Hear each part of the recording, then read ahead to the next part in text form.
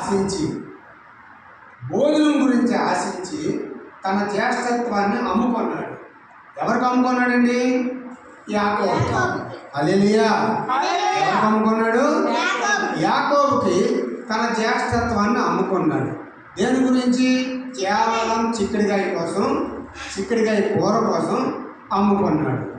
అమ్ముకొని ఏం చేశాడు? తిరిగి యాకోబు మీదకే తిరగబడ్డాడు. ఒకనొకప్పుడు యోసేపు ఏం చేశాడు? ఆ చిన్నవారు ఎదిగినప్పుడు యోసేపు వేటాడు యందు నేర్పరి అరణ్యవాసిగా నుండెను. యాకోబు సాధువై గుడారంలో నివసించుచుండెను.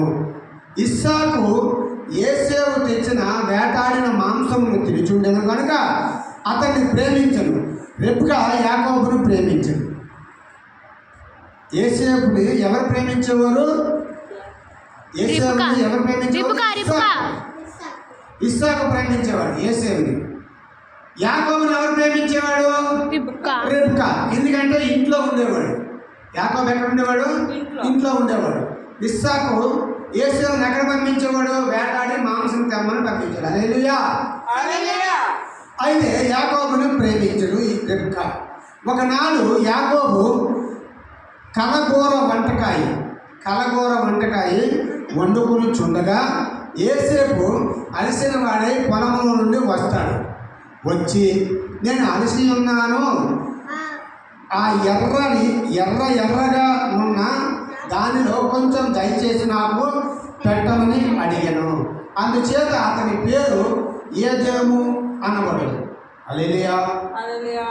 అందుకు యాకోబు నీ జ్యేష్ఠత్వమును నేడు నాకిమ్మని అడుగగా. ఏమడిగాడండి? నీ జ్యేష్ఠత్వం నాకు ఇస్తే నేను నీకేమిస్తాను? ఆ చిక్కుడుకాయ కూర ఇస్తాను అని.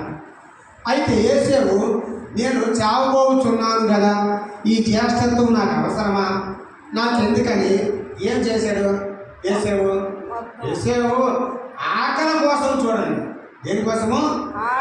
ఆకలి కోసము యోసేపు నేను చావబోతున్నాను కదా, నాకు ఈ జ్యేష్ఠత్వం ఎందుకు అని యాకోబు నేను నాతో ప్రమాణము చేయమనిను. అతడు యాకోబుతో ప్రమాణము చేసి అతని జ్యేష్ఠత్వము అమ్మివేయగా. ఏం చేశాడట? జ్యేష్ఠత్వం అమ్మేసాడట. తిండిపోతు యోసేపు జ్యేష్ఠత్వాన్ని అమ్మేసాడట. ఈరోజు మన వాక్య భాగం ఏంటి? తిండిపోతు గురించి. హల్లెలూయా. దేని గురించి అండి? తిండిపోతు గురించి మన వాక్యం. ఈ వాక్యంలో 8 రకాల బోధులు ఉన్నారు.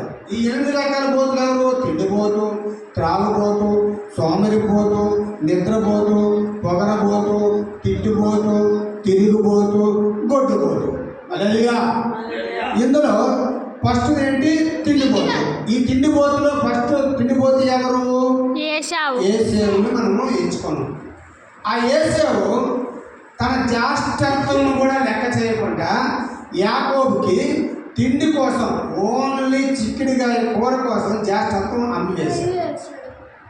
యాకోబు ఆహారమును, చిక్కుడుకాయల వంటకమును యోసేపు ఇచ్చెను. అతడు తిని త్రాగి లేచిపోయాను. అట్లా యోసేపు తన జ్యేష్ఠత్వమును ధృవీకరించెను. హల్లెలూయా. ఇది ఒకటి. రెండో చూసుకున్నట్లయితే ఫిలిప్పీయులకు రాసిన పత్రికలోకి వెళ్దామండి. ఫిలిప్పీయులకు రాసిన పత్రిక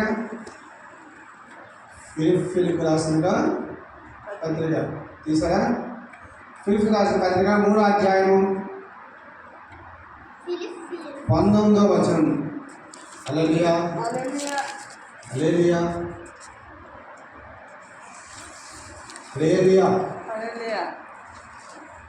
వారి కడుపే వారి దేవుడు అంటే ఏంటంట?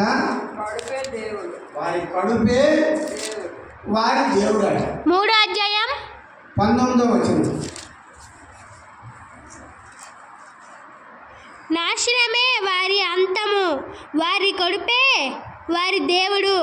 వారు తమ సిగ్గుపడవలసిన సంగతుల యందు అతిశయపడుచున్నారు. భూ సంబంధమైన వాటిని అందే మనసు. హల్లెలూయా. హల్లెలూయా. నాశనమే వారి అంతం, వారి కడుపే వారి దేవుడు. వారు తాము సిగ్గుపడవలసిన సంగతుల యందు అతిశయపడుచున్నారు. భూ సంబంధమైన వాటి అందే మనసు నుంచుచున్నారు. హల్లెలూయా. హల్లెలూయా. హల్లెలూయా. హల్లెలూయా. నాశనమే వారి అంతమాట అండి. అంతేనా కాదా? వారి నాశనమే వారి అంతము. అనేకులు క్రీస్తు శిలువకు శత్రువులుగా నడుచుకొనుచున్నారు. వీరిని గురించి మీతో అనేకులు పరిహారం చెప్పి ఇప్పుడు ఏడ్చుచు చెప్పుచున్నారు. నాశనమే వారి అంతం, వారి కడుపే వారి దేవుడు. కొంతమంది ఉంటారండి, వారికి ఏంటంటే తిండే వారి దేవుడు, వారి కడుపే వారి దేవుడు, వారి నోరే వారి దేవుడు. హల్లెలూయా. వాళ్ళకి తిండి లేకపోతే మరి ఇంకా వాళ్ళకి ఆ రోజు గడవదు. హల్లెలూయా. హల్లెలూయా. హల్లెలూయా. వాళ్ళకి తిండే వారి కడుపే వారి నోరే దేవుడు. దేవుడు. తాము సిగ్గుపడవలసిన సంగతులు యందు అతిశయపడుచున్నారు. ఆ తిండి సిగ్గుతో సమానం.